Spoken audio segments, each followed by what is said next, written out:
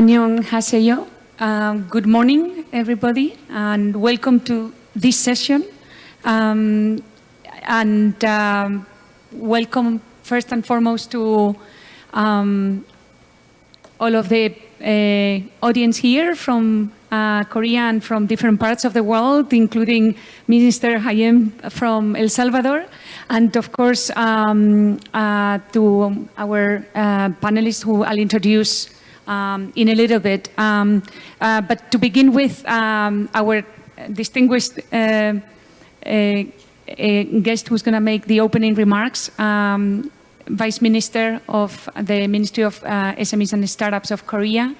Thank you very much, Minister Chu, for being with us today. The leadership that Korea is showing in putting so much importance on the potential and the hope that the startups represent as an engine of growth is a real example for the world. So welcome, and please give us your remarks.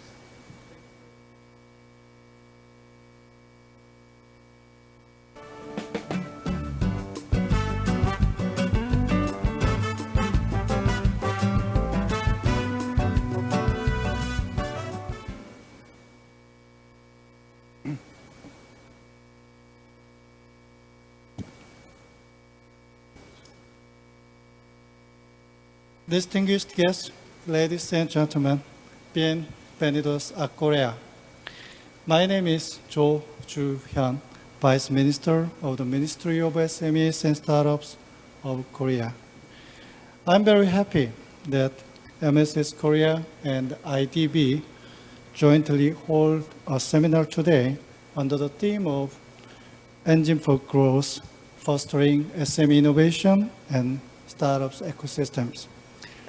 For today's seminar, I would like to thank Fabian Aquila, Principal of Angel Ventures, Diego Bertezolo, CEO of Avantcargo, Kim Yong-moon, President of Korea Institute of Startup and Entrepreneurship Development, and Park Han-gu, President of Korea Smart Manufacturing Office.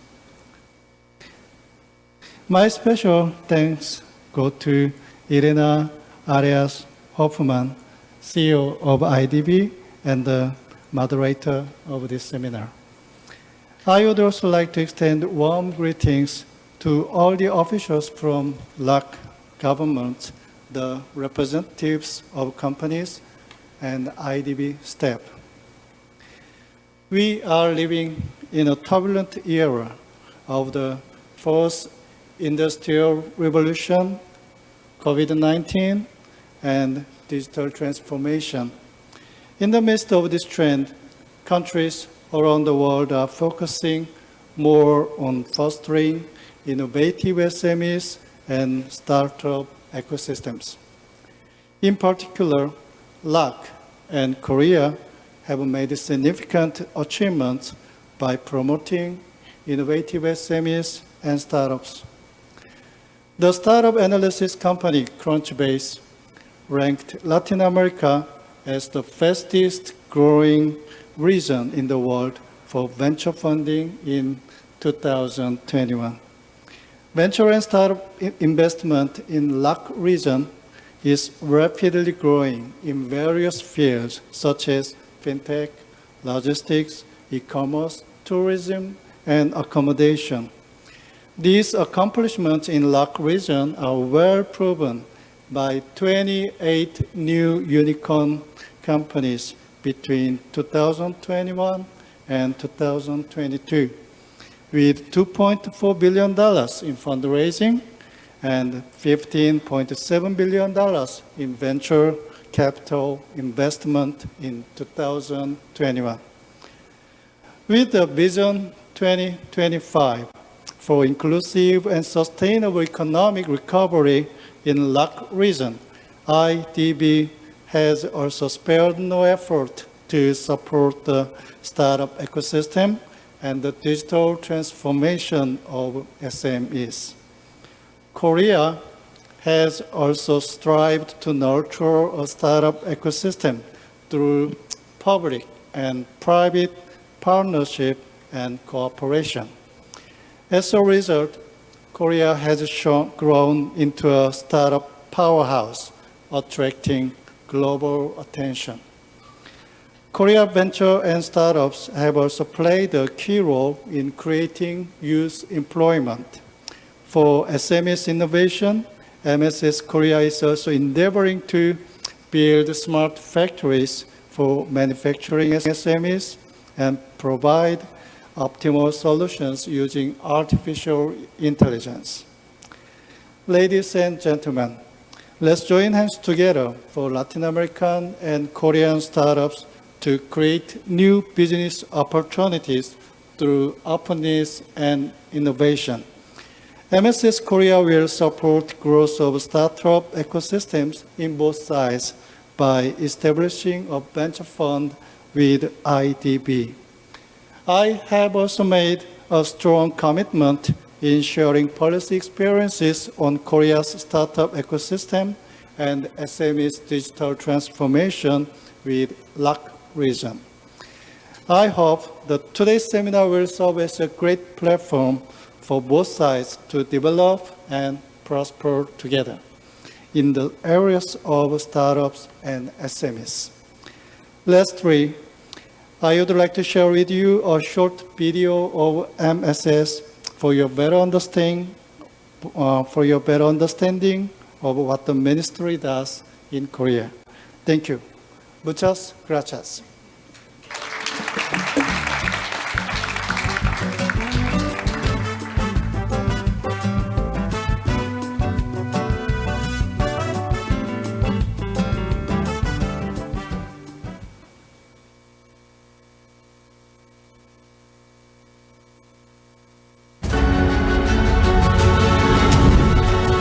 SMEs and innovative startups create jobs and drive economic growth.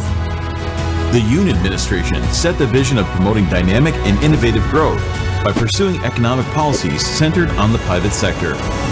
As the control tower of the Korean SME policy, the Ministry of SMEs and Startups supports SMEs, startups, and micro-enterprises, which are the backbone of the Korean economy.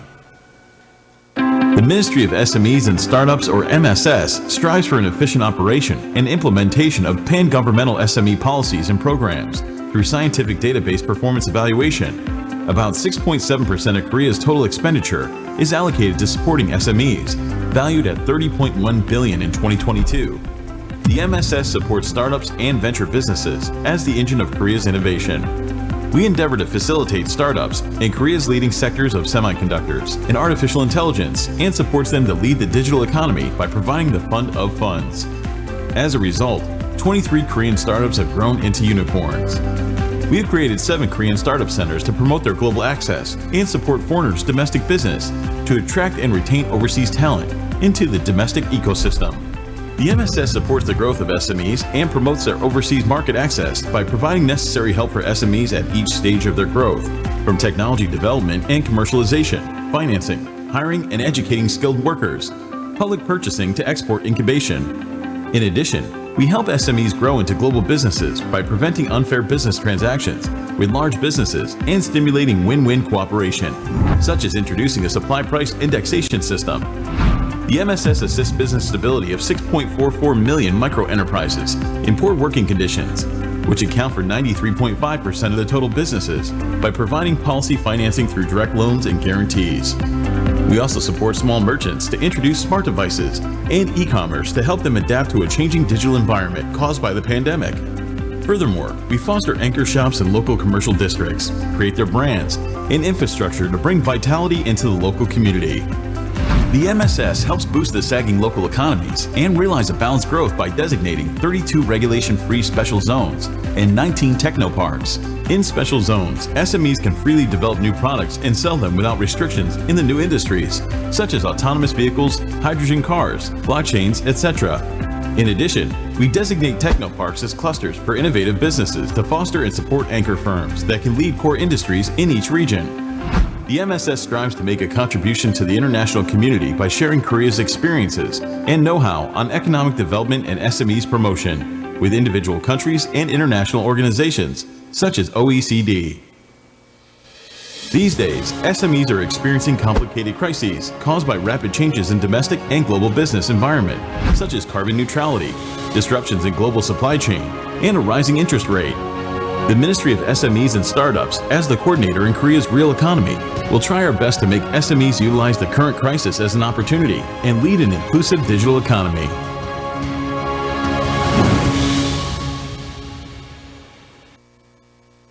Well, thank you very much for the introduction and really these highlights on what the Ministry of SMEs and Startups is doing, and is a real example for the rest of the world, again, in terms of walking the talk on what is the topic of today, which obviously is engine for growth. How to foster SME innovation and startup ecosystems. And I think the words from the Vice Minister say it all. They walk the talk, and they are very intentional in making sure that we build effective bridges between Korea and Latin America and the Caribbean. And as the Vice Minister said, we're very proud that IDB Lab and the Minister of Startups of Korea with the Korea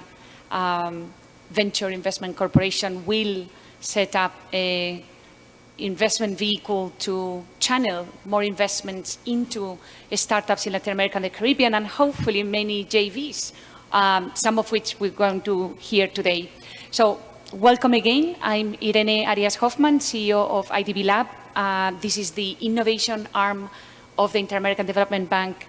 And I'm gonna just give you a few highlights to set the tone and get started on the conversation today, a conversation that I hope can include all of you here. So please feel free to get your questions and comments ready. There will be opportunities as we begin.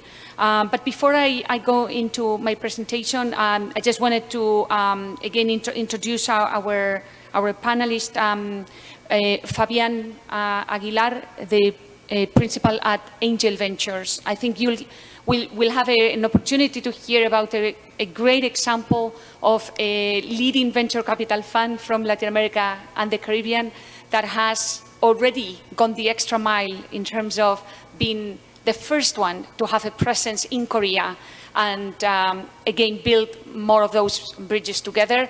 We'll hear about one of the startups that has come out of these joint efforts of bringing together Korea and Latin America and the Caribbean, and that is the startup that Diego Bertezzolo leads, Avancargo. So it will be a very exciting example of the startups that are coming out of this cooperation. We'll also hear from the president of the Korea Institute of Startup and Entrepreneurship Development, Mr. Young-Moon Kim. And it will be an overview, an excellent overview of what is happening in the Korea startup ecosystem, so that we can really see both sides of the equation here. And finally, last but not least, we will hear about an example of the Korean ecosystem, and in particular from the president of the Korea Smart Manufacturing Office, Mr. Han-Koo Park. So this is what we have for today. I think it will be a real deep dive and into what's going on in Latin America and the Caribbean at a high level, but also with real examples. The same thing for Korea, and I really look forward to later having an exchange with all of you to be able to do more together. So on that note, I wanted to put some numbers of why we seem to be so excited, and despite a bit of the tech winter that we are living, why we are still very hopeful and very optimistic about the opportunities, and why we are here for the long term in terms of investing in these bridges between Korea and Latin America and the Caribbean. And this is why, number one, digital transformation is a necessity, it's no longer a luxury, and adoption of new business models and new technologies has been now absolutely understood by every country in the world, but certainly in Latin America and the Caribbean, that it is the only way to address the social and economic gaps that exist. We heard at the Korea-LAC Summit yesterday, we heard from the Minister of Finance, from the President of Kexim, and the President of Kotra, all three mentioning the importance of digital transformation. And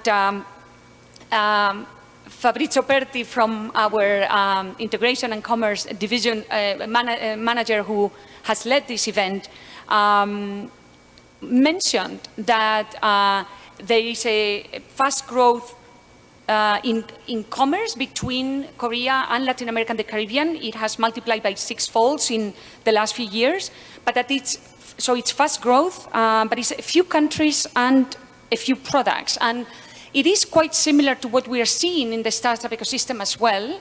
And there is huge fast growth. Yes, it has slowed down a little bit in 2022 first half, but it's still $5.5 billion already invested, when in reality, I mean, this was not even the total annual amount just 4 years ago. Latin America and the Caribbean was the region that attracted more, or was the fastest growing venture capital system in the world in 2021. And we are seeing more, even though it's a few countries, so highly concentrated, about 80% in Mexico, Colombia, Brazil, Argentina, to some extent Chile, and a few sectors, mostly in marketplaces, in fintech.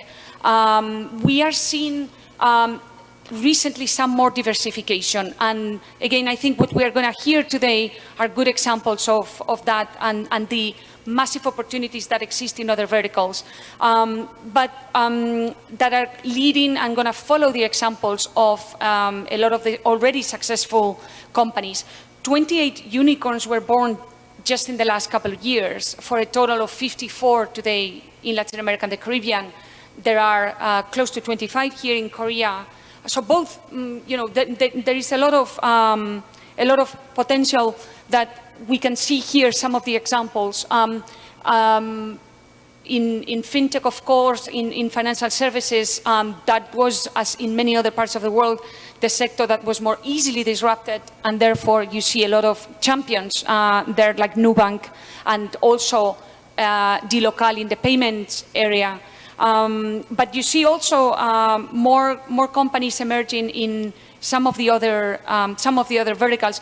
One unicorn or example that you don't see here, but it's I think a real proof that you can have these unicorns and also have tremendous social impact, which is what drives us at IDB Lab. We don't just support startups for growth for the sake of growth and tech for the sake of tech. We do it because we want to have social impact.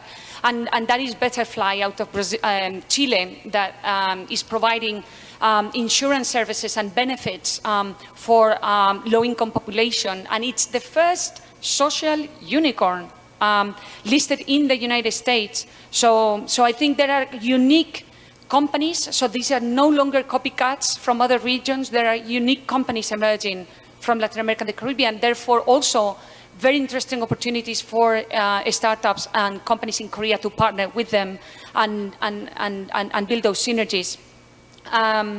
Again, if you haven't yet started investing in Latin America and the Caribbean, you're not late to the game. Because even though there's been such a huge boom in the last couple of years, it's still very, very small in comparison with the rest of the world.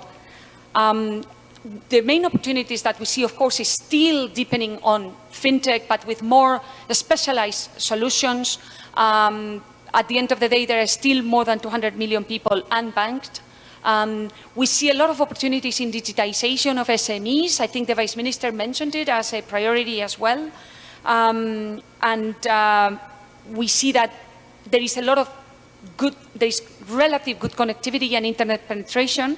So some of the essential building blocks are there, but applications and software as a service that is adapted to the needs for SMEs is not there. And I think Korea has done a great job at a lot of those solutions that could help Latin America and the Caribbean leapfrog and grow faster, deploy faster those solutions as well with local knowledge. And third, last but not least, Web3, of course. And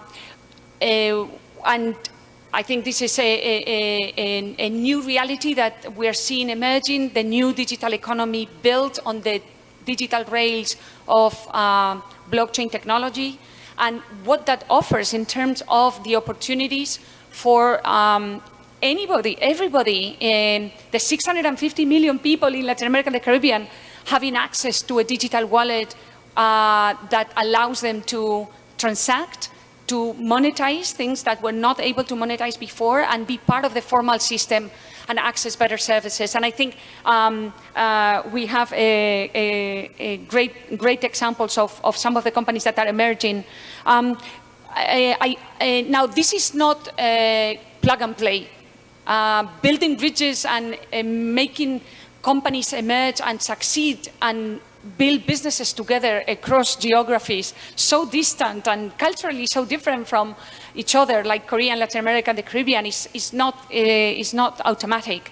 So together with Born to Global, and Mr. Kim is a great champion of this effort, we were able to put together a program of deep tech exchange, where we help finance the prototypes of 10 companies that, out of many companies that came together, realized they could gain and they could make the sum of parts bigger by growing together between Korean startups and Latin American startups. 5 of them have now advanced to a much more a higher level of integration, and we're going to hear from Diego the example of Avant Cargo, the one that you see there at the top right, which JV'd with Coconut Silo. So 2 companies in 2 geographies that found each other, can grow faster. They're in the same space of logistics and making truck systems more efficient.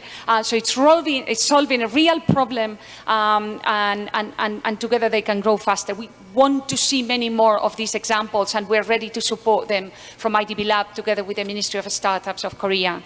And I did mention the opportunities of Web3, and I just wanted to leave you also with the knowledge that besides those individual investments in startups that are emerging in this new digital economy, we are also helping build the common digital infrastructure so that those companies can deploy their solutions faster, easier, with common standards and interoperability. And LAC chain is the Latin American Caribbean regional blockchain system. It's an interoperable blockchain network, the most decentralized in the world today, with 190 nodes deployed by more than 60 entities. And beyond all what we hear about crypto, on this network we are seeing cases with real utility to solve real problems on the ground, helping agtech solutions, for example, become much more effective, and many more cases. So I invite you to check it out, and to count also on the partnership with IDB Lab to promote some of these market-creating innovations that can complement our work in investing in startups and venture capital funds. So thank you very much. This was what I wanted to share with you as kind of an overview, but now we're coming into the most important part of today's session, which is to hear from our great panelists. We're going to start with your presentation, Fabian, so please come here, and welcome to this session.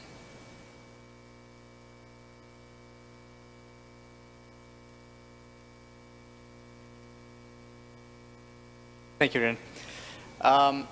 Annyeonghaseyo. Good morning. Buen día a todos. So, my name is Fabian Aguilar. I'm Principal and Vice President of Investments at Angel Ventures.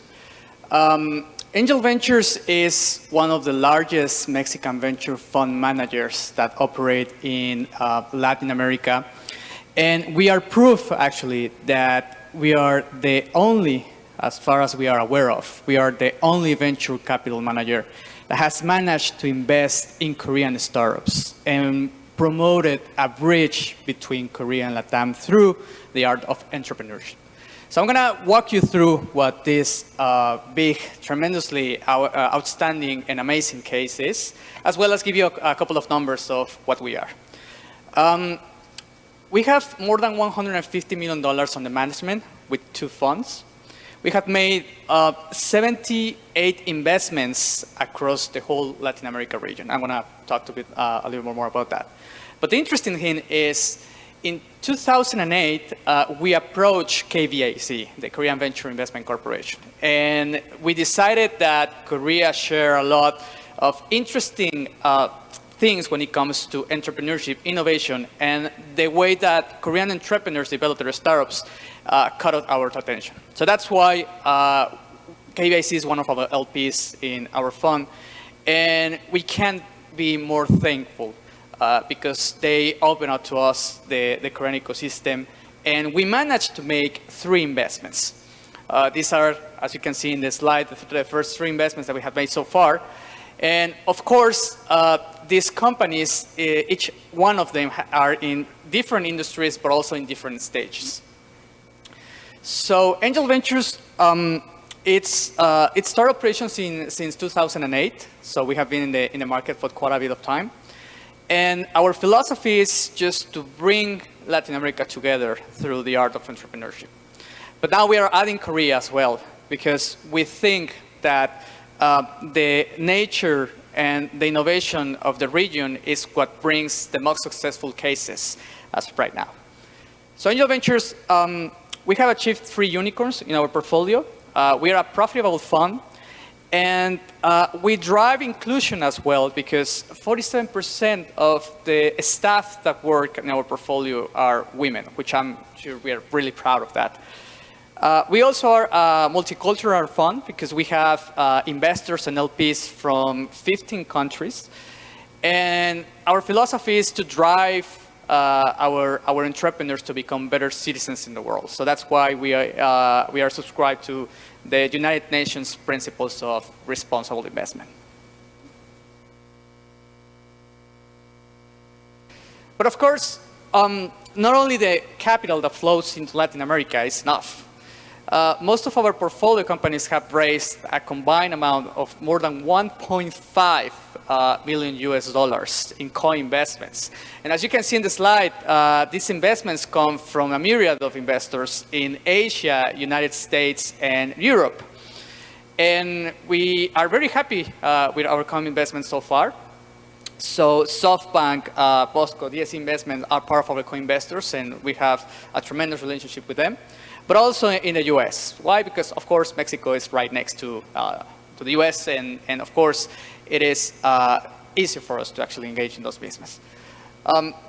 This slide is particularly important because, as you can see, in this context, in this globalization time era, where investments are no longer contained in just localized regions, it gives you a pretty rough idea of the things that both regions, both Latin America and Korea, can achieve together. And we are proof of that. So our investments cover close to 90% of Latin America's GDP. We have presence in Central America, particularly in El Salvador, which has been proven to be a really interesting region to drive entrepreneurship. We have met some amazing entrepreneurs. And we think El Salvador is potentially a bridge also that could connect Latin America as well, given the prioritized location inside, geographically speaking. We also have made some investments in South America. So we cover most of the vast amount of regions that the region has to offer. And as you can see, we have also crossed to the Northern Hemisphere, to Europe and MENA. Now, here's the interesting thing. We realized that venture capital investments in Latin America are very similar to other comparable emerging markets. So if you look at, for example, Vietnamese, you look at, example, startups from MENA, they tackle problems and they develop solutions that Latin American consumers can also utilize as well. So that's why, for example, we have an investment in Swivel, which is a major global competitor for Uber, based in Egypt, and the company actually acquired 2 of our startups. And this is particularly interesting because the way that we think that Korean entrepreneurs can jump abroad to Latin America, it's already there, because what we have seen so far is that Korean entrepreneurs tend to expand operations to Southeast Asia. And I want to talk a little bit more about this a little later on. So as Irene was saying previously, the time to invest in Latin America, it's right now the most popular region in the world, actually. And just to give you an example, so in 2021, we deployed, well, the whole industry deployed more than $15 billion in more than 700 deals. That amount is larger than the previous 7 years combined. So that gives you an interesting look of what the future holds for Latin America region. It also happens that unicorns minted have increased in size and have doubled in size over the last 2 years, even though a terrific pandemic brought us a lot of interesting mishaps. But the interesting thing is that the Latin American ecosystem didn't die. In fact, it got stronger.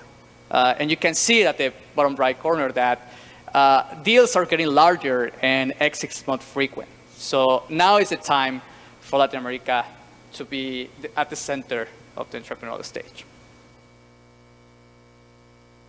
But more interesting, I want to talk to you about what we have seen so far, our analysis of the Korean industry, and how does that fit to our own thesis. So thanks for Born to Global, to KBIC, and other Korean public organizations that has lent us their strength to actually engage in the source of these deals. We have managed to have relationship and liaise with more than 100 Korean startups since we launched our investment thesis in 2018. And as you can see, most of the companies that we have sourced, they are technology-enabled products and services, but not so as deep as you might imagine. So marketplaces, entertainment and communication services are the most, they cover the vast majority of the deals that we have sourced so far. And this is very interesting because in Latin America, the distribution of the industries is very, very similar. So that gives you one major takeaway, which is these startups are already tackling potential solutions that Latin American consumers can utilize. And this is a very strong message because one might think that the Korean entrepreneurs might just develop business models for the Korean market. Well, that's wrong. Actually, your ideas are already available, and the technology behind those ideas can be easily deployed to Latin America. But of course, not everything is great. So we have had some really strong challenges trying to look at these Korean startups. And I'm going to mention a few of them, or at least the most important of them. So the first one is, there is an incipient knowledge about Latin American ecosystem. Basically, many Korean entrepreneurs do not have Latin America in the roadmap. And most of the times, they are a little bit passive whether they should export their services to Latin America. The other thing is that we have seen kind of like a very extremist, if you will, side of the companies, because many of the startups have hyper-localized solutions that might not be easily deployable to Latin America, or at least might not have a Latin American consumer, and that makes it, as a venture capital fund, a little bit hard to actually engage with those companies. Also, the interesting thing about barriers to establishing a global corporate structure. So the way that we do investments in Latin America is just to establish offshore structures, mainly in the US, the Cayman Islands, so that the holding company can have subsidiaries throughout the Latin America region. When we engage with certain Korean entrepreneurs, they are a little bit hesitant to actually engage and create a holding company in the US, given the current barriers to the legal structure of what constitutes a Korean company. And that has been a little bit difficult for us to actually create a holding company that could cover both regions at the same time. And last but not least, we have seen outstanding investment support from the government at the early stages. We actually are amazed and very impressed by the quality and quantity of support that the Korean government has for the entrepreneurs. But at the same time, we see that most entrepreneurs at very early stages do not have seed capital or the vast majority of them do not have seed capital from Korean VCs. And that creates an interesting problem, which is, of course, we want to have partners in Korea.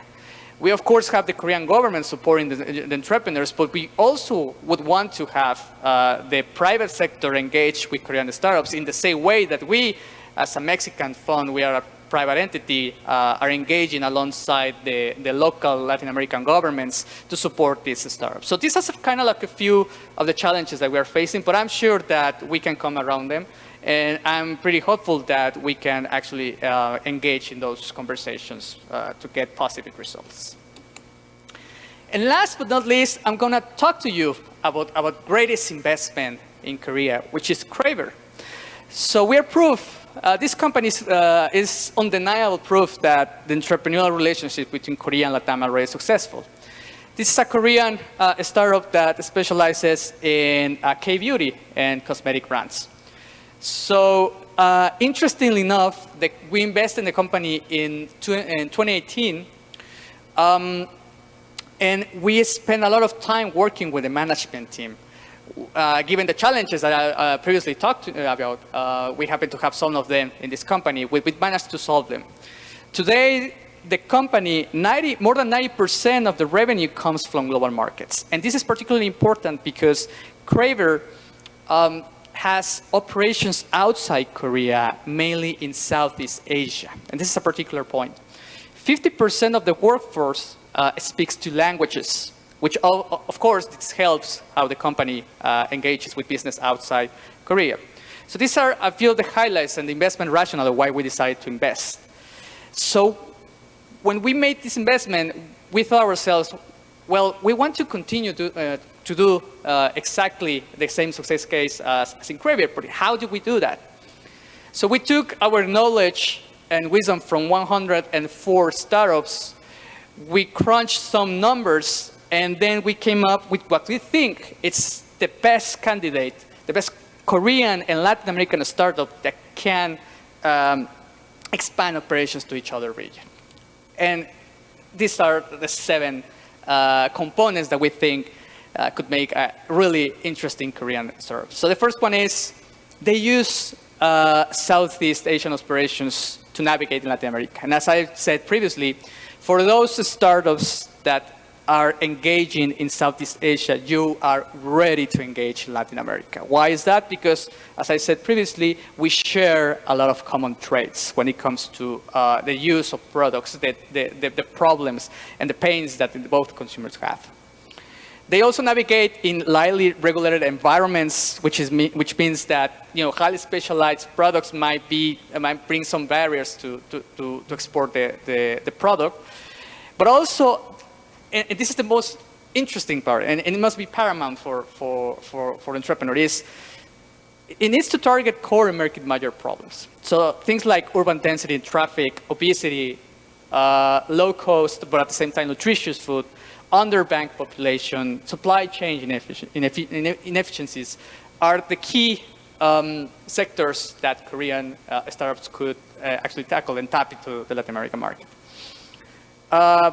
Also, the search for top-line growth outside Korea and embracing uncertainty is paramount to engage in operations outside. And the reason I'm telling you this is because, and as you can see at the bottom right corner, Southeast Asia and Latin America share significant similarities between both regions. This is part of our ongoing research that our team and myself have been conducting for the last 16 months approximately.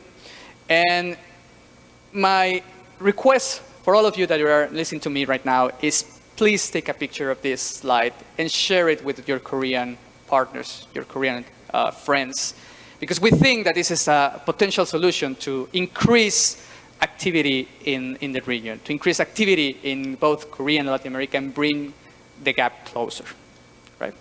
So that's it. And finally, and I'm going to just leave this slide, for a post-COVID world, we analyze which are the major industries that could have positive impact. So as you can see in the x-axis, there is the short-term and long-term gains, both positive and negative, and long positive and long negative terms.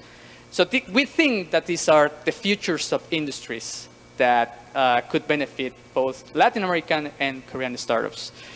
You can also please take a picture because we think this might come in handy. So I would like to thank you all for having me the opportunity for the Korean authorities, for the IDB Lab, for such an amazing event.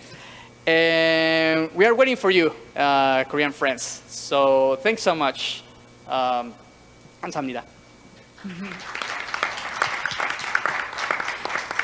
So thank you so much, Fabian, and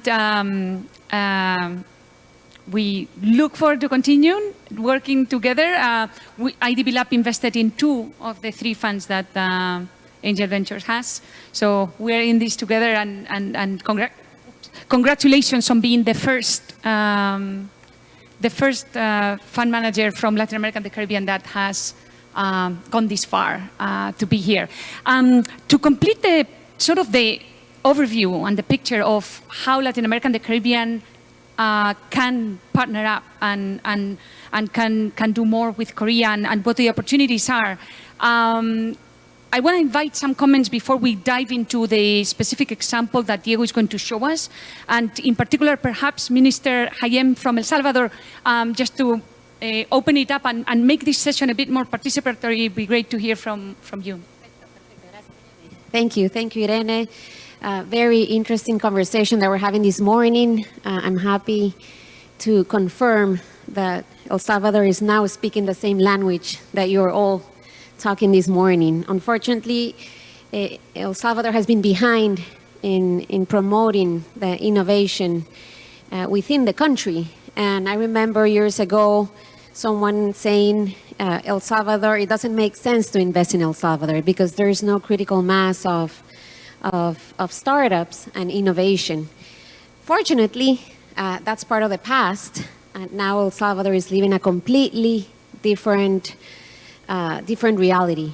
El Salvador has now decided and is viewing our startups as important as a multinational company, because we know for sure that the way that El Salvador will move forward in its development, it's going to be through the promotion of our startups and the success of startups. We're a very small country with a limited territory and also a limited amount of people living in it. So the way to grow and provide better opportunities for our population, a lot has to do with startups.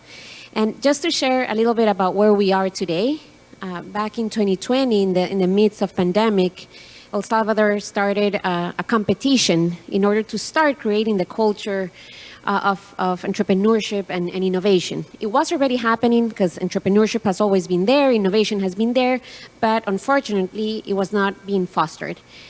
This is 2020, in the midst of pandemic. 5 partners decided to join the government back then.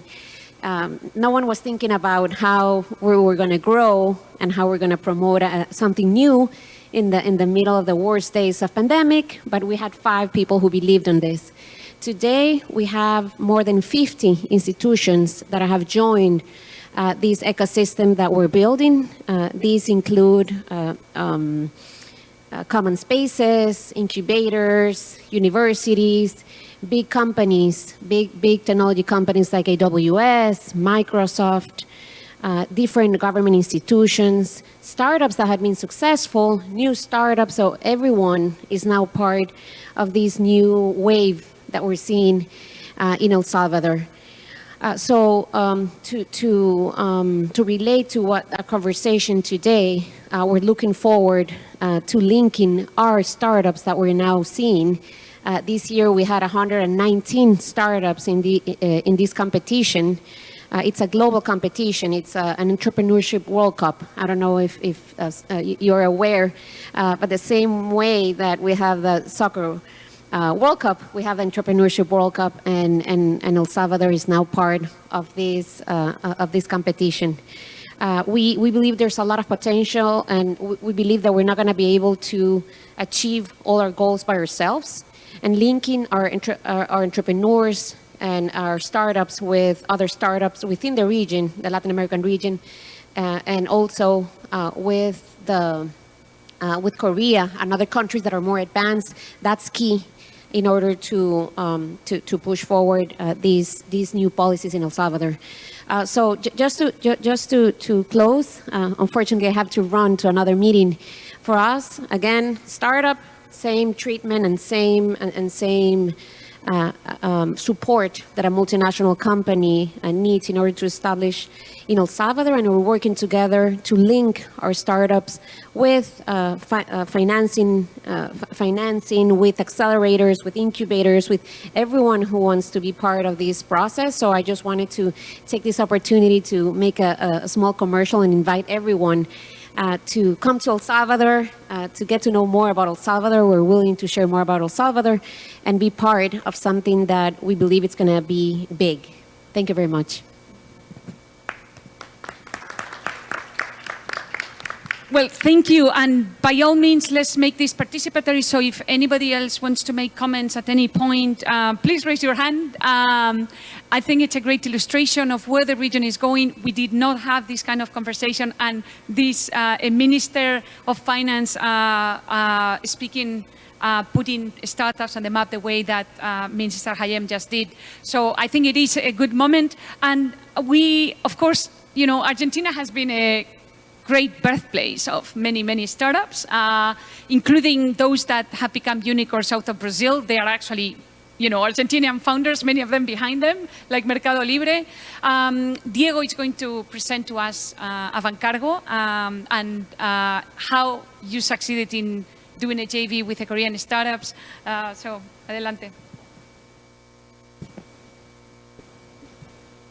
Good morning to everyone, and thank you for having me here. With your excuse, I will do this in Spanish. It's going to be a little bit better for the numbers and the details. So, vamos en español. Buenos días. So you have, you should all have translation available on the table. So. Bueno, ahora sí. Buenos días a todos. Gracias. Good morning, ladies and gentlemen. Thank you very much for the invitation.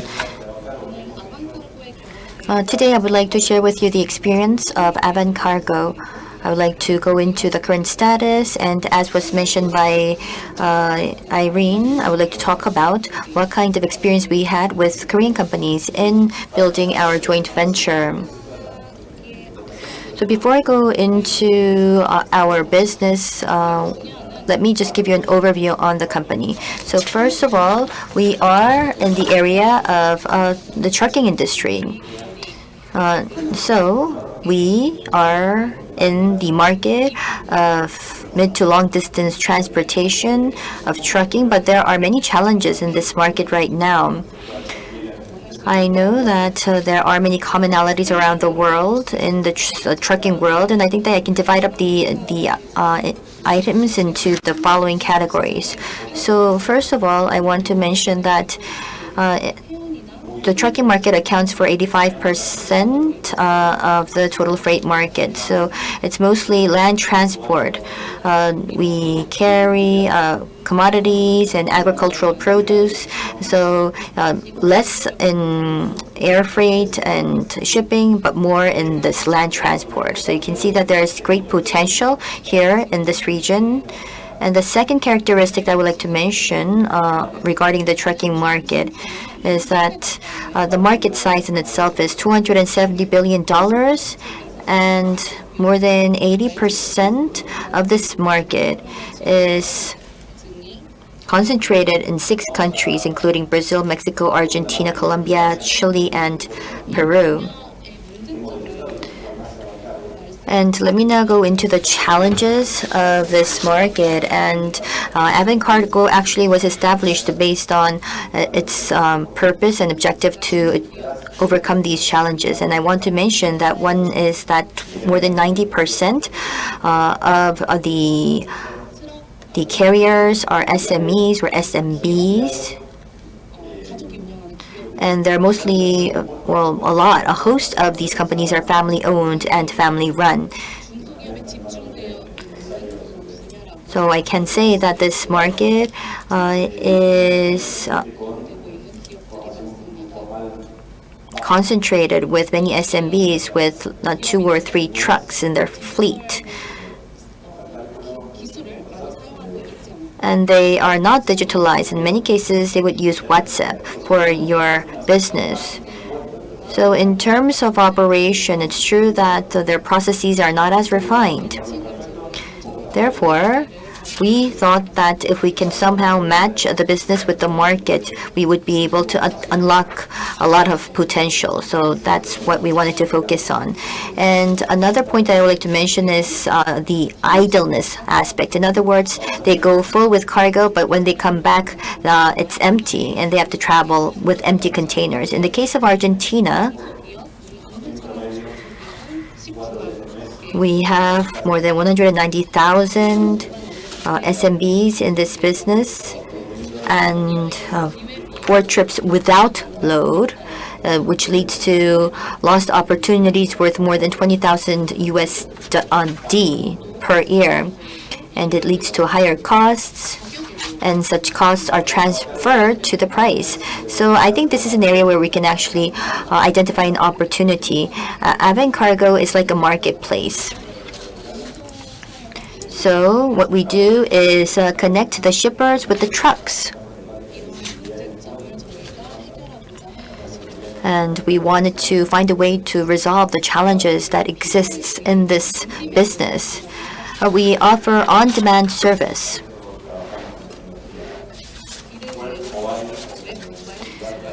And to do this, we use web mobile technology, big data, and AI. And let me go into detail on this in the latter part of my presentation. And Coconut Silo is a key partner of ours in this process.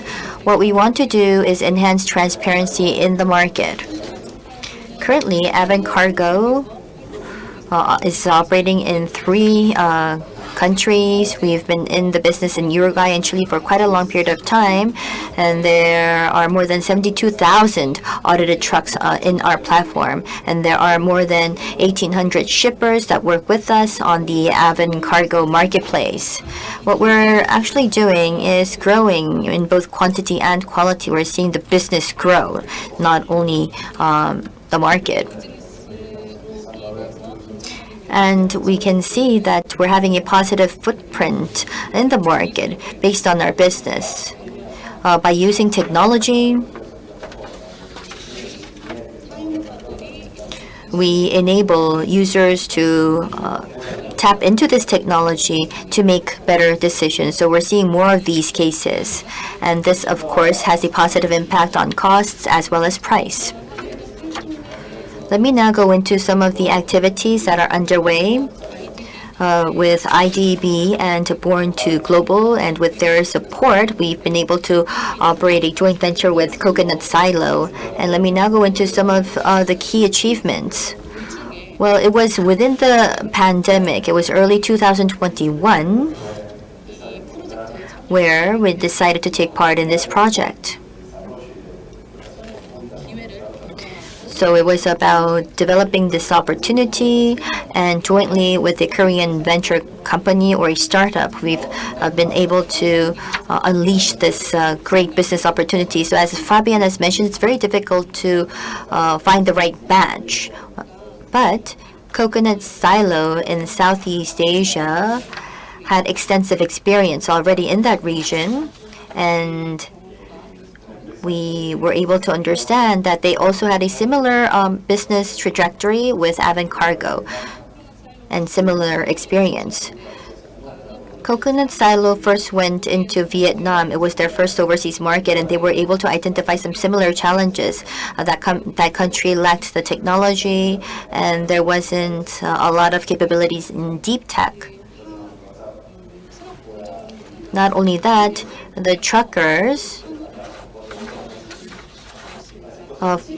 did their business with an app. It wasn't WhatsApp, but it was very difficult for them to have a sophisticated system in place for their business. And what we wanted to do was actually achieve something more advanced.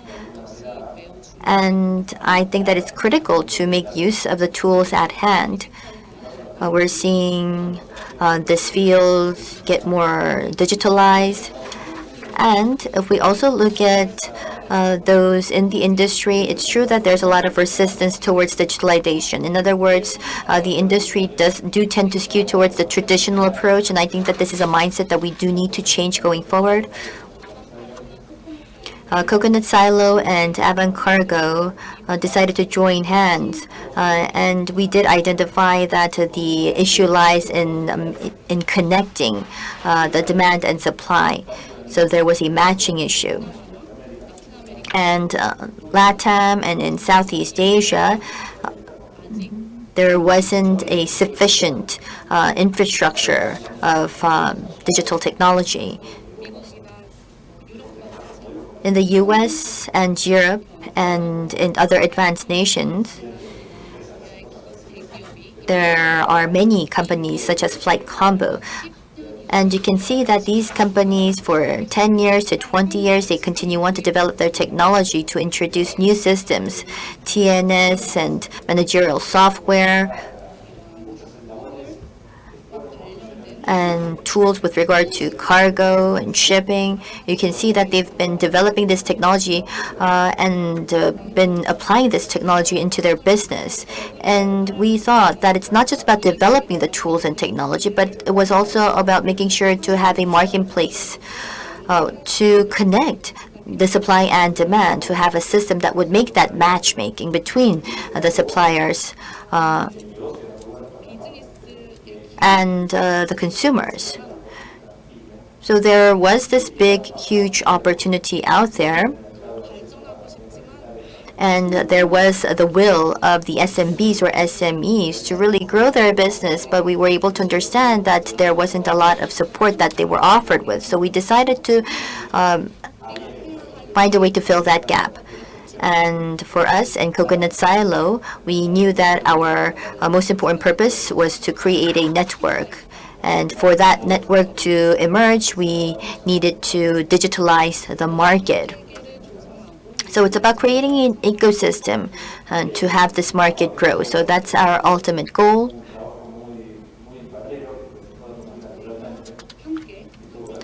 So, based on cooperation, we zoomed into the areas that we wanted to grow, and also in which business areas we can prosper. So through this joint effort,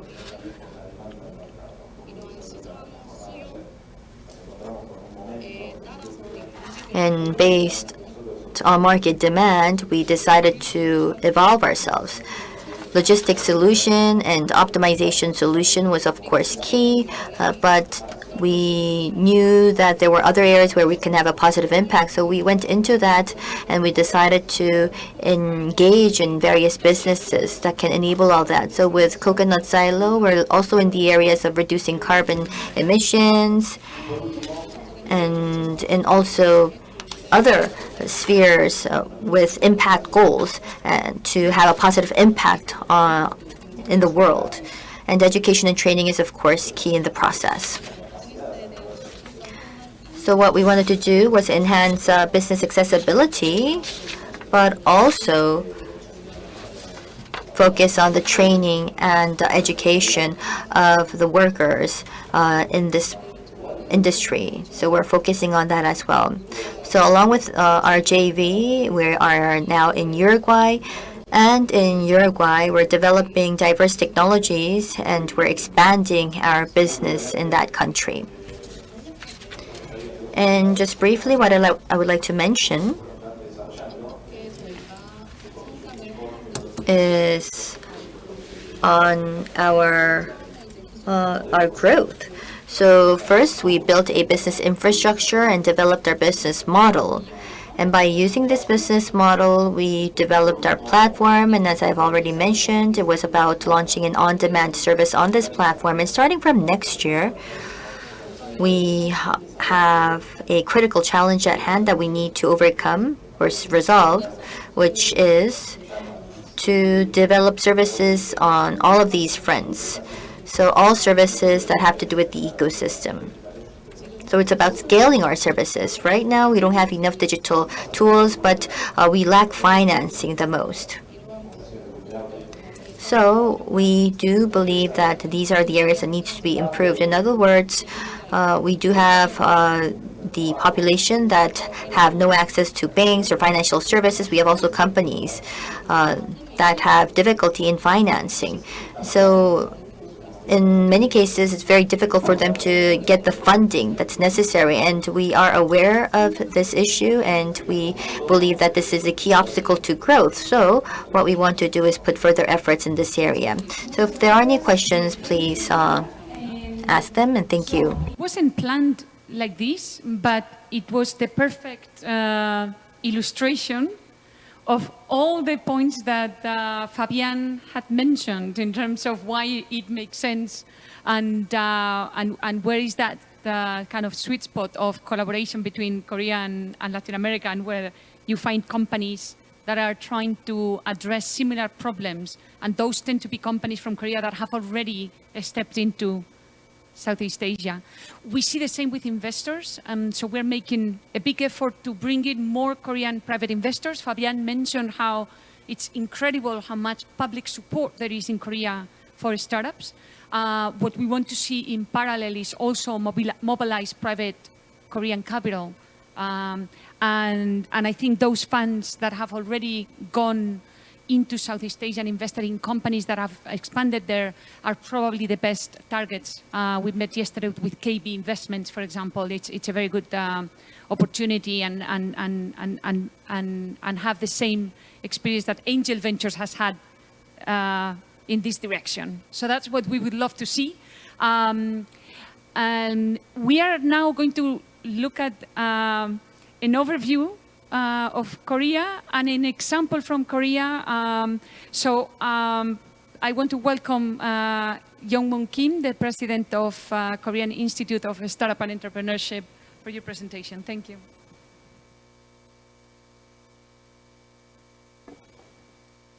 It will be in Korean, so if anyone needs translation, get it ready. 예, 안녕하십니까. 창업진흥원장 김용문입니다. Hello, everyone. I am Young-Moon Kim, the director of KISC. It is a great honor for me to be presenting here at the 6th Korea-LAC Business Summit on this session for engine for growth of fostering SME innovation and startup ecosystem. Currently, Korean startups are growing rapidly and have a strong reputation as a leading global innovation, and they have been evaluated as the world's #1 by the Bloomberg Innovation Index. The Yoon Suk-yeol administration, which took office in May, promised to build a country where small and medium-sized venture companies are at the center of the economy as one of its national tasks, and said it will realize a complete venture ecosystem from pre-stage startups to global unicorns. This trend heightens our expectations for the growth of the startup market in the future. From now on, I will be speaking about a Korean startup ecosystem and our organization, KISCD. First, on to the Korean startup ecosystem.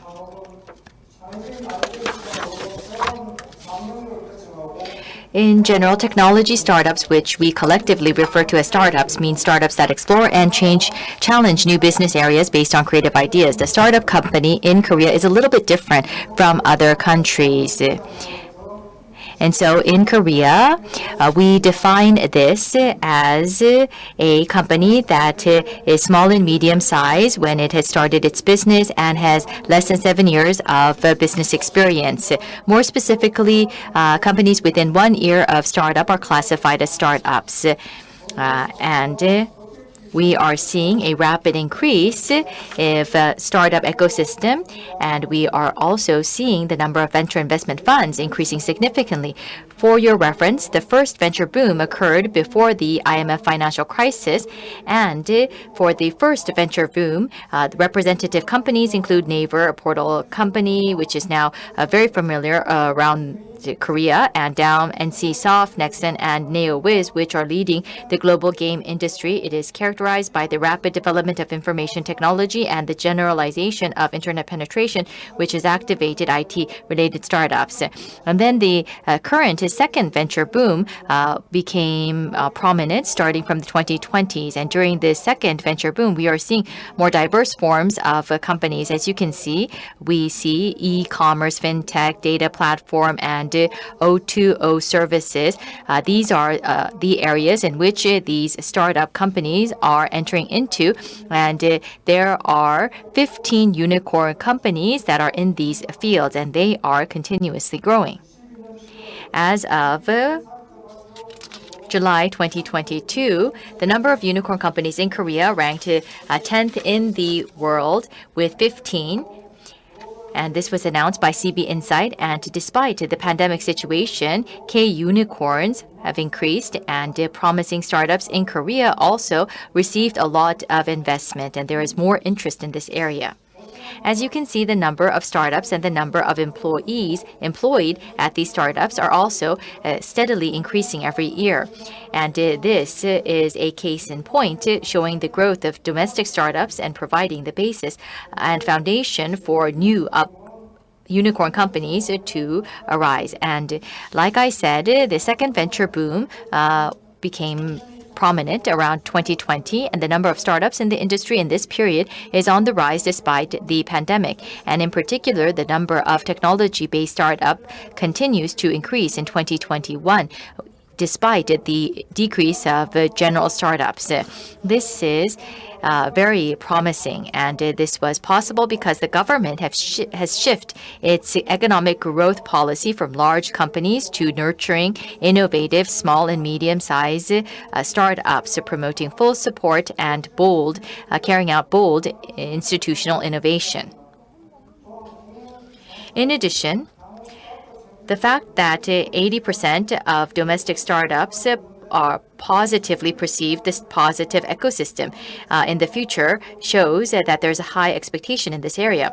However, there's more that is being expected from the government, and such roles that are being expected is increasing.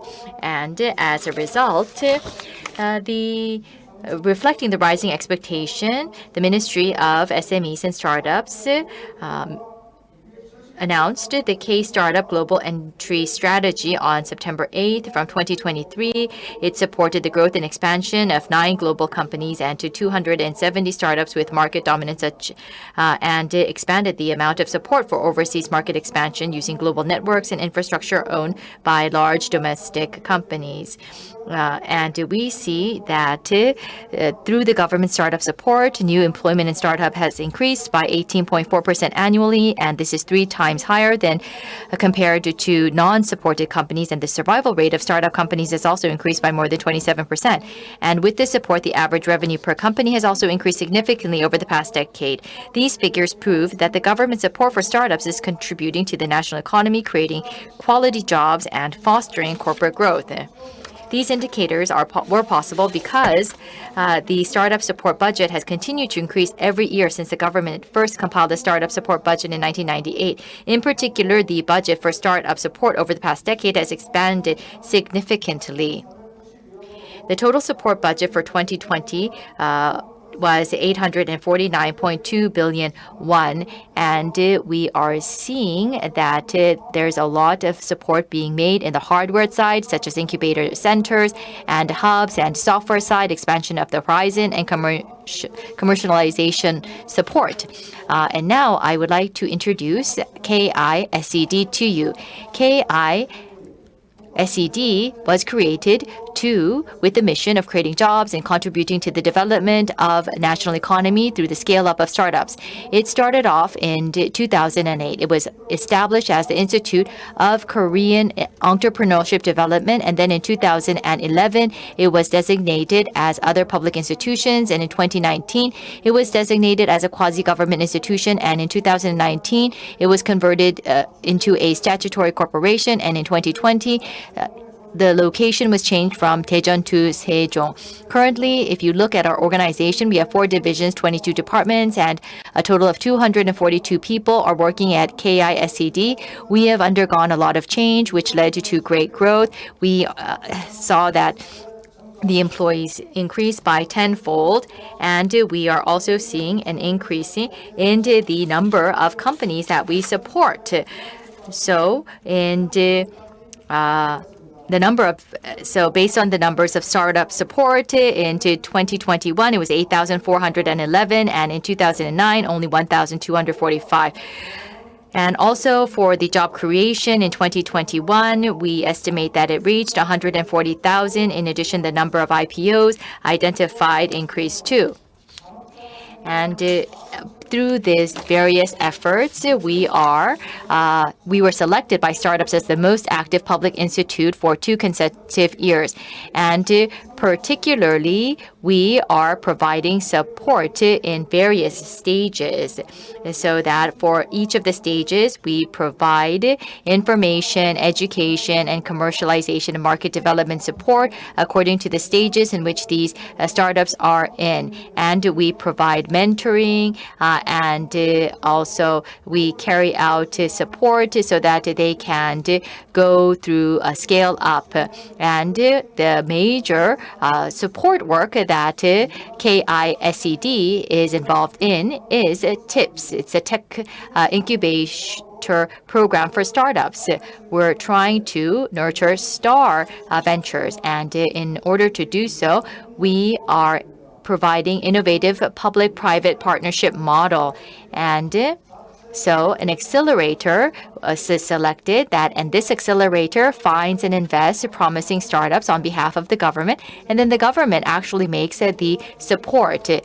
We have also TIPS towns in Seoul and Daejeon, and through these TIPS towns, we are supporting entrepreneurs and startups.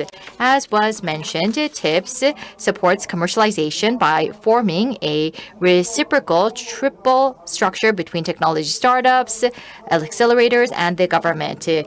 Pre-TIPS supports commercialization of 30 companies with less than 3 years of experience, and they provide 10 million won to these companies. And then we also support 400 companies that have excellent business feasibility and potential, and we provide support for commercialization and overseas marketing. And then for 40 companies, there is additional 500 million won that is provided for them.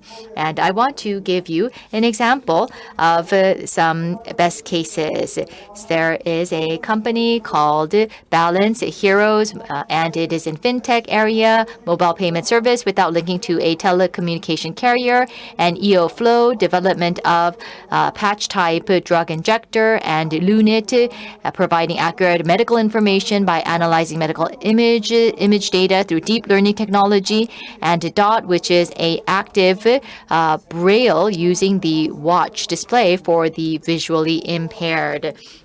And for all of these 4 companies, they have attracted additional investment from 6.5 billion won to 42.8 billion won, drawing more attention for their future growth.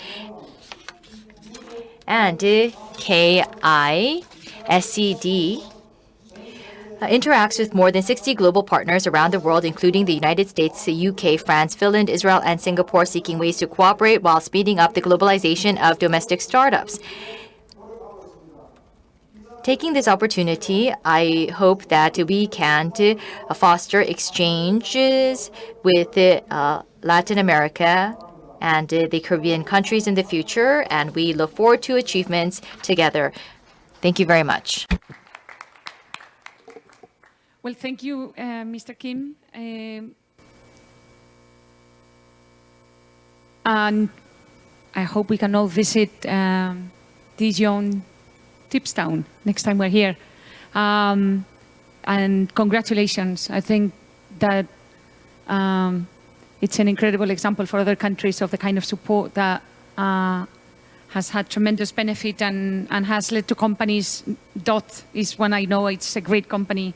So you showed us very good examples. We're gonna hear, and this is our last presentation from Mr. Park, the president of the Korea Smart Manufacturing Office. And hopefully we'll see some very advanced examples of what you've been able to achieve as well that could certainly accelerate and be adopted and integrated with companies in a region. I think we may come out of this session with a few ideas for synergies of what we are about to hear from Mr. Park. So, please. Yeah. It will be in Korean. 예, 반갑습니다. It's a great pleasure to meet you all, and I would like to go into the smart manufacturing related policies in Korea and what kind of support is offered to the SMEs in smart manufacturing. From 2014, we've started Manufacturing 3.0, and we were able to build 30,000 smart factories as of this year. And our vision, of course, was to enhance the quality of life for the businesses. And in order to achieve this vision, we have 3 indicators. And one indicator that we have is for SMBs with more than 10 employees, and that amount to 67,000 companies. And what we wanted to do was have at least 50% or 30,000 companies achieve a smart factory innovation. So we really wanted to, and we are supporting these factories to really have that challenging spirit. This year, as mentioned, we've been able to have smart factories achieve level 1 and 2 of smart factory, a total of 30,000 within this year. And the second indicator is the following. We do have many companies, a total of around 25%, or 7,500 SMEs, where it's still in a very introductory level. So we want to advance their levels of smart factory. And we have AI, VR, and all sorts of advanced technologies that were developed by startups. And we wanted to graph that to manufacturing for SMEs. And what we did was actually bring together a Korea AI manufacturing platform where they can utilize the data, engage in proof of concept to assess their performance.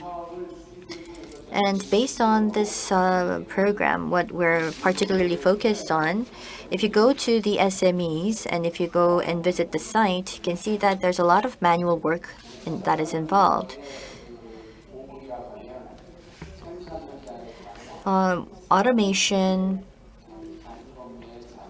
of the production floors was critical in the third industrial revolution. However, you can see that in Korea, in the production floors and in terms of administration, a lot is being automated, but in the SMEs, still in these labor-intensive industries, there's a lot of manual work involved. So what we wanted to do was support small and medium-sized manufacturing companies, but in many cases, it's not a smart factory per se. It's more so of supporting automation. But starting from next year, we want to add the smart, intelligent layer to this automation.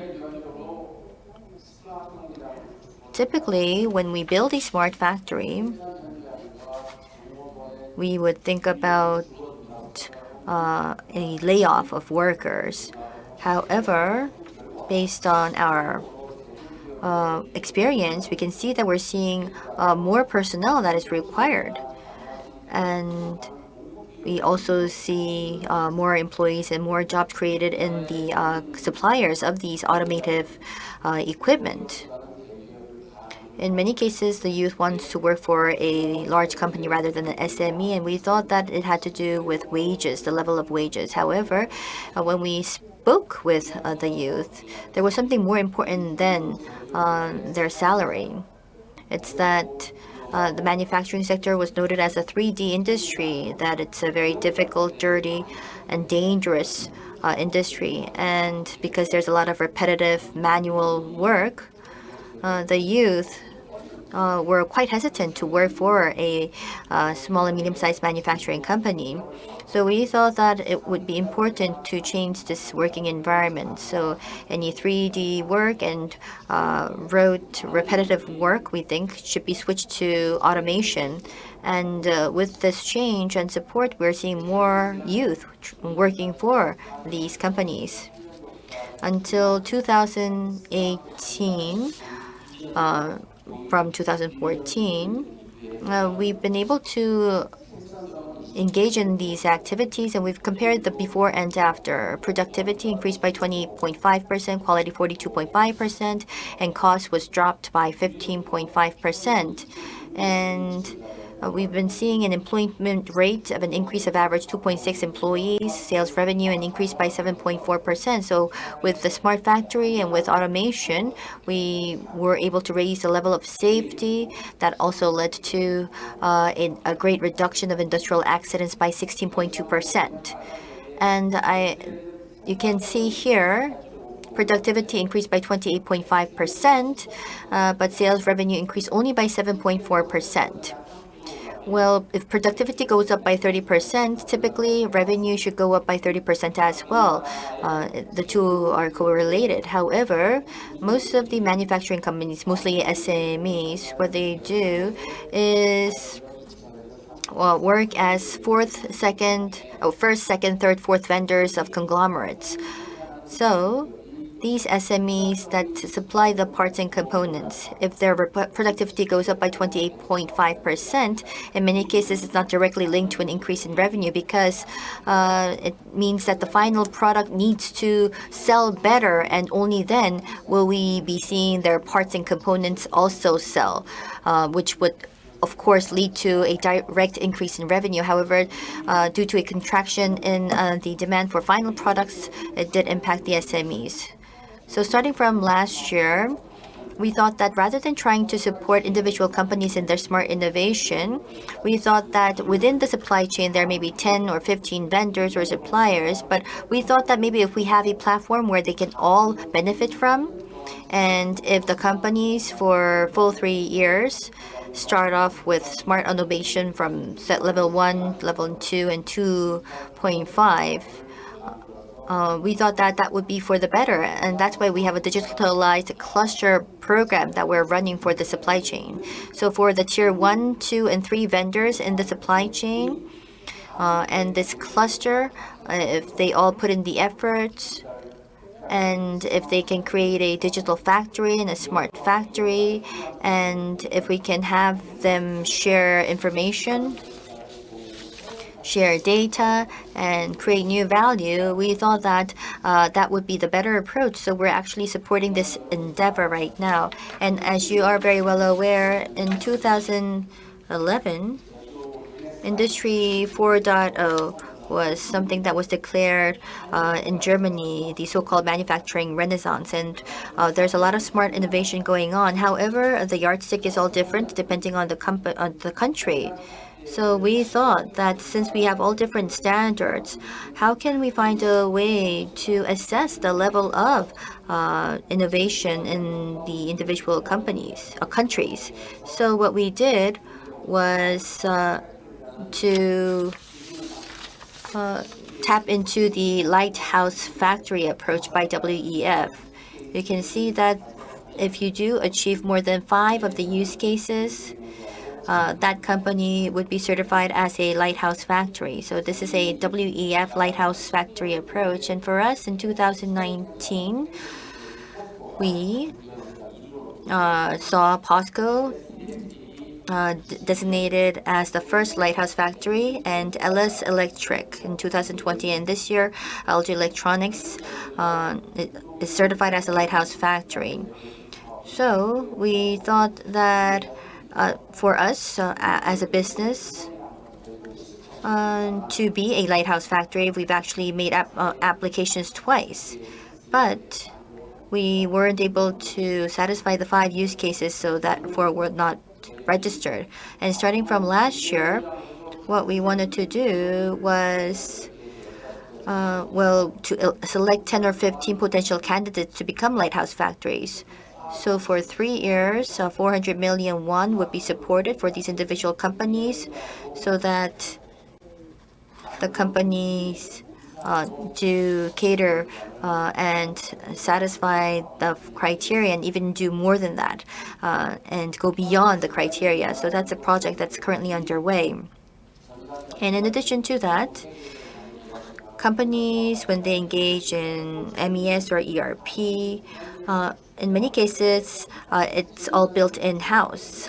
But if you do that, there are security issues, and you have to manage the temperature, the humidity around the clock, and you also have to replace your equipment every 5 years. And because if you all do have these separate offices and centers, there's a lot of carbon that's emitted in the process.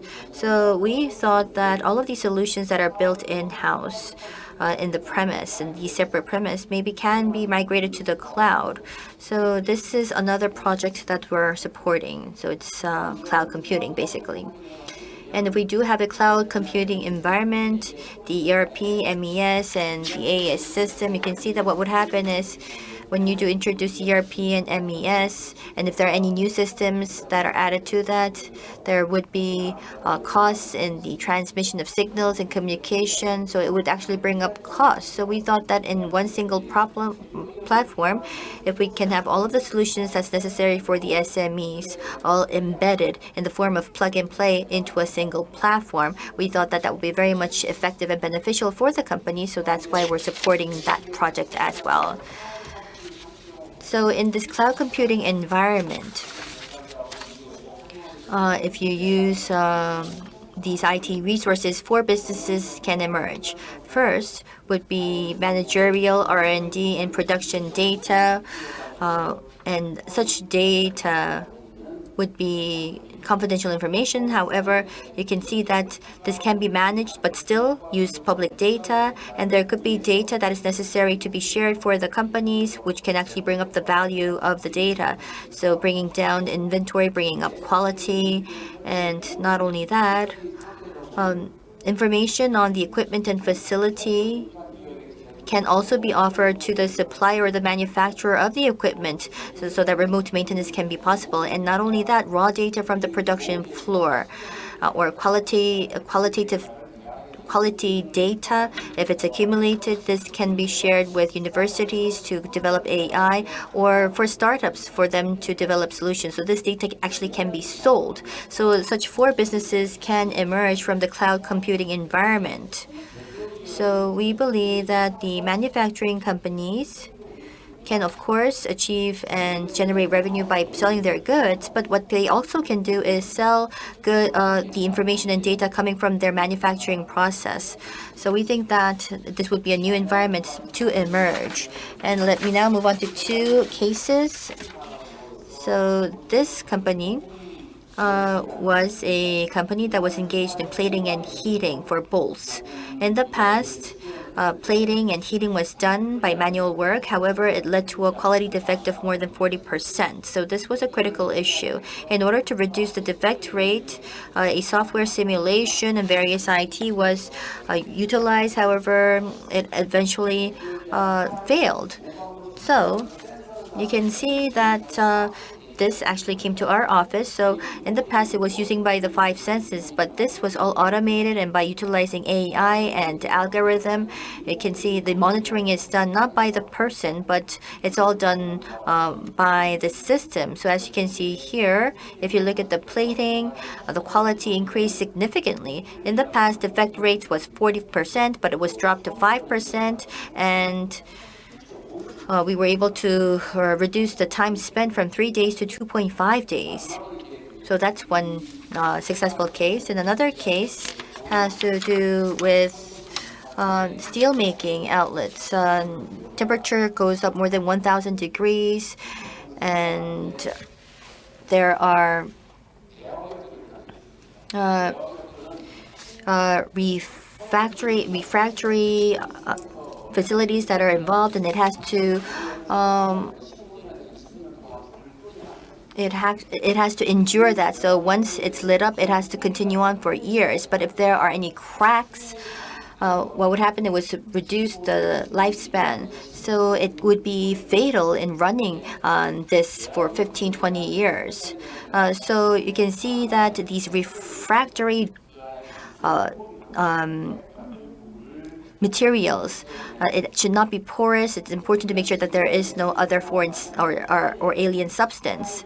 So what happened was, in the past, there was a scanning done, and by using there was a visual inspection to see whether there is a hole, and would decide whether this refractory brick was off spec. However, tens of thousands of defect images and quality images were all brought together, and have the machine learn this, and to find a way to have AI do the inspection then with the naked eye. So whether there are cracks or whether there are pores or any substances were identified by the AI, and was able to bring up the level of quality and provide this material to the consumer or the client. And in actuality, the judgment reliability was brought up from 90% to 95%.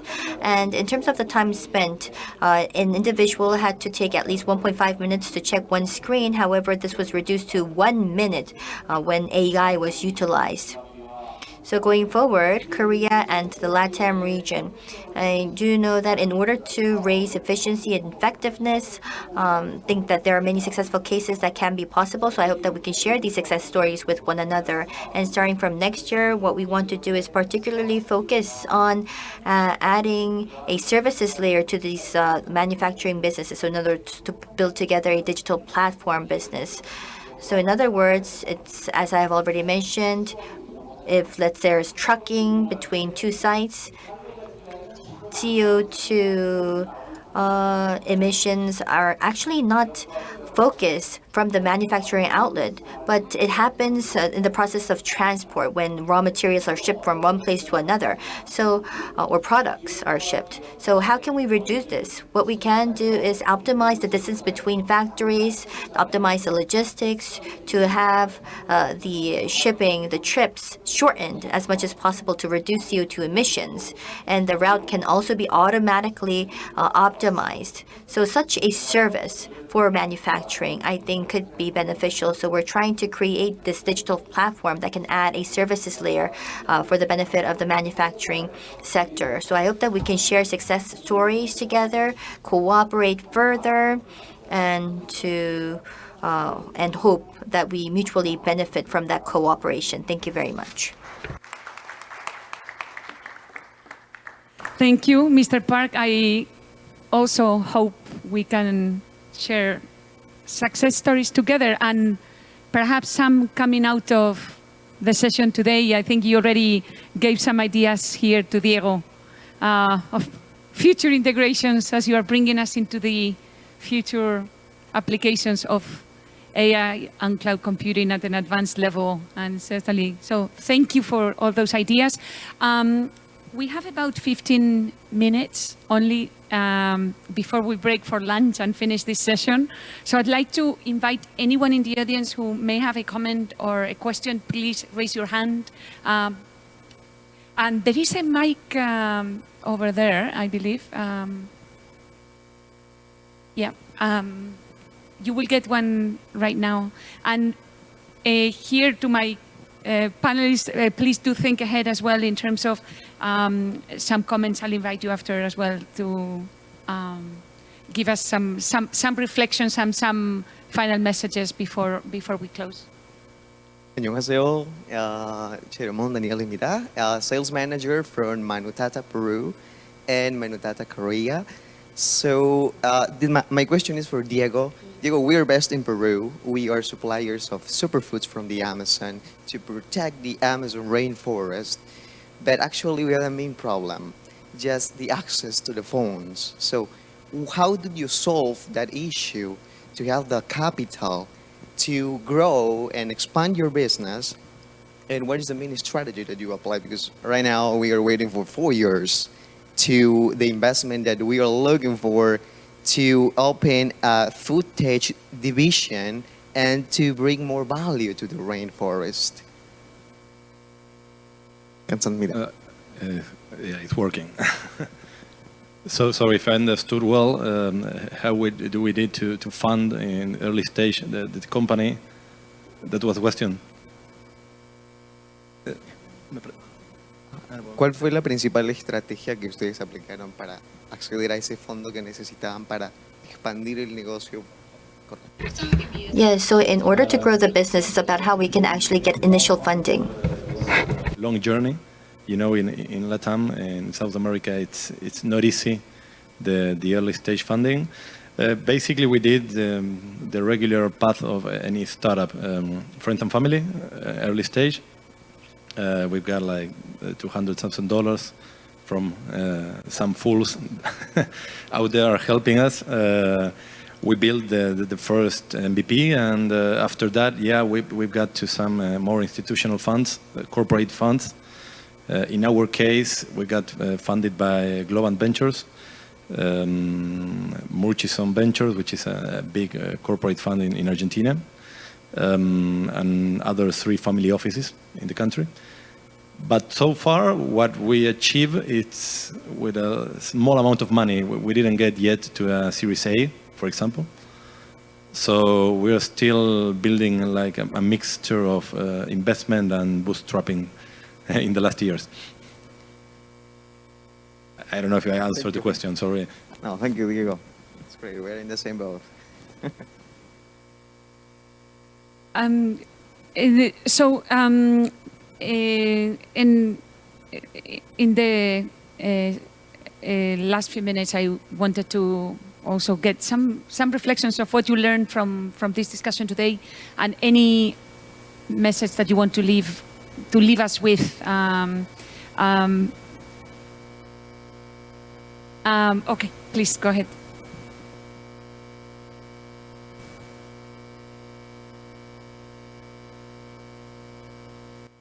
First of all, I'd like to thank all the presenters for the great presentations today. My name is Won Kang. I come from Trich.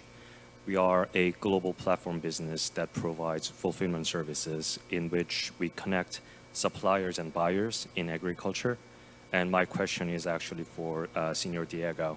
So you did mention in your presentation earlier that you have a little more than 1,800 shippers on your platform at the moment. And I think we actually do have the same challenge of having to deal with suppliers and buyers that have insufficient information. So these are small businesses, family businesses, and so on and so forth. So how do you go about validating your business partners or the ones that operate on your platform? Please. Yeah, a good question, and actually that's one of the key problems.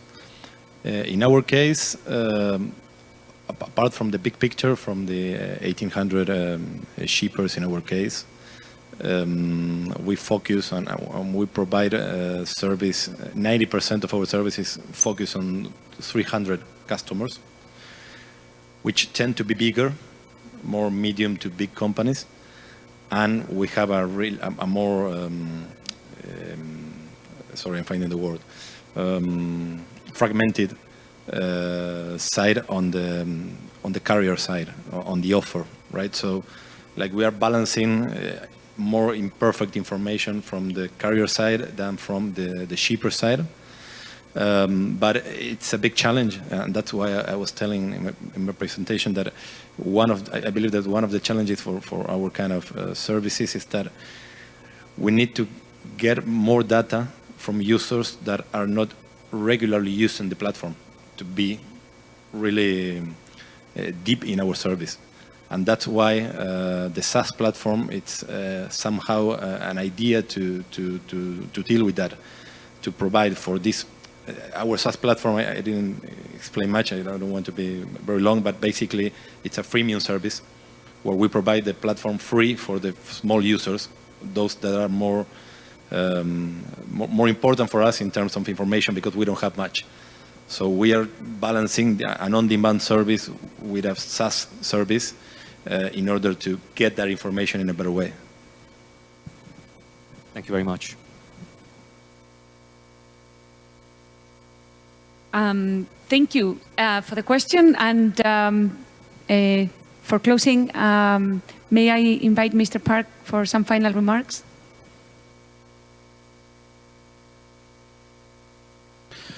예, 반갑습니다. Yes, thank you. So today we are here and we shared information we had heard from a venture capital company and from trucking. In Korea, we've been seeing cases, and I think that it's great to actually share our best practices. I'm sure that there are solutions developed by startups and SMEs, and I think that we really need to put together a network where we can actually find a way to have that commercialized and shared. And it would be great if we can share our results and achievements. So it's about creating a strong collaboration. Thank you. Thank you.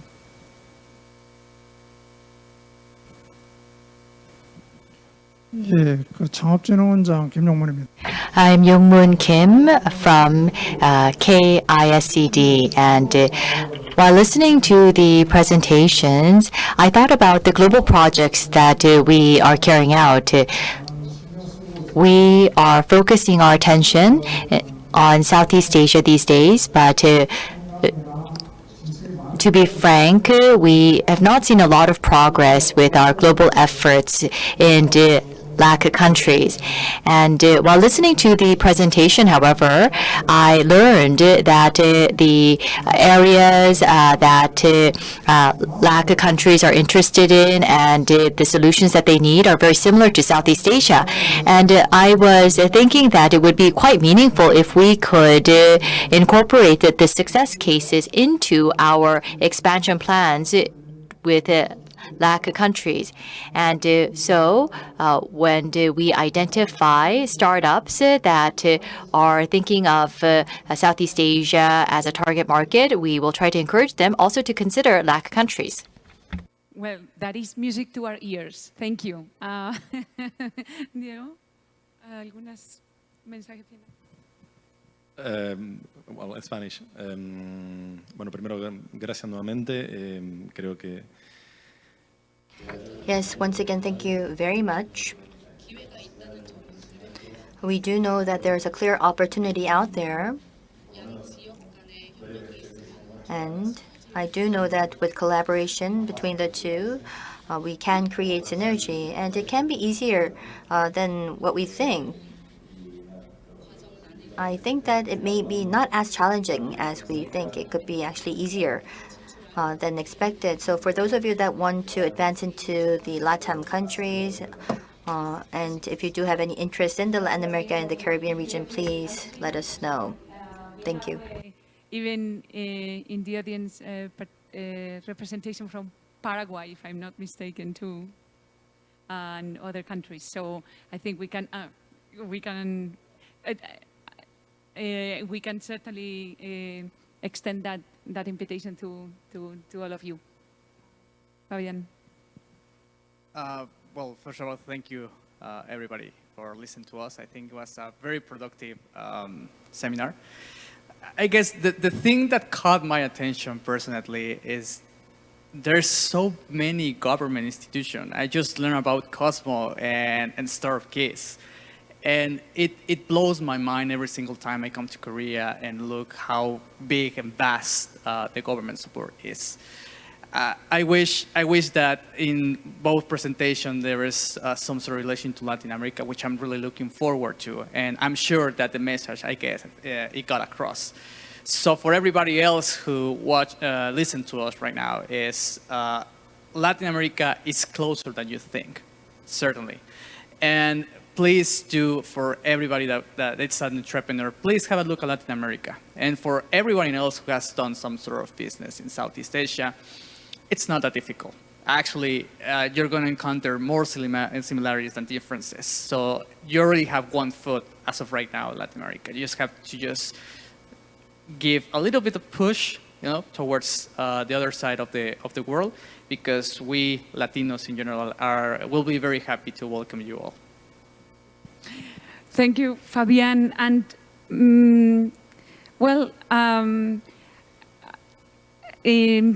Mr. Kim, you shared in one of your slides the commitment on the commitment, particularly from Minister Lee Young, related to, amongst other things, the support to the Korean startup global entry strategy and program. And I think that's, so thank you for having said in your reflection that this gives you some thought in order to consider Latin America and the Caribbean in addition to Southeast Asia as part of that global strategy. You can count on us. You can certainly count on IDB Lab and the IDB Group as a whole as your partner of choice to bring together all these other partners from Latin America and make that happen. I think that one has to also lead by example and look at stories of who's already done it. And so I really want to thank Fabian and Diego for doing that, because you have been the pioneers as an entrepreneur and as a fund manager in doing that. And I want to thank very much Mr. Kim and Mr. Park for showcasing indeed, as Fabian said, the incredible ecosystem of government institutions that support startups in Korea. You are very lucky if you're an entrepreneur in Korea for that support, and we look forward to leverage that in order to build those synergies. So thank you to everybody for being here, and looking forward to continuing the conversation. Please do contact us, and we'd be happy to continue building these bridges. Thank you.